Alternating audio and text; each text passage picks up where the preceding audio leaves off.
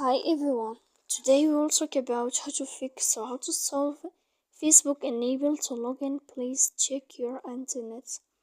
To know how to fix or how to solve Facebook unable to log in, please check your internet. You should just go to settings like this. We will click.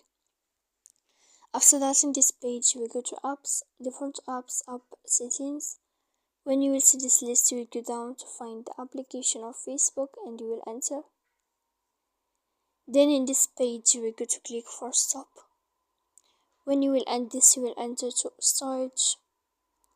After that you will click clear cache.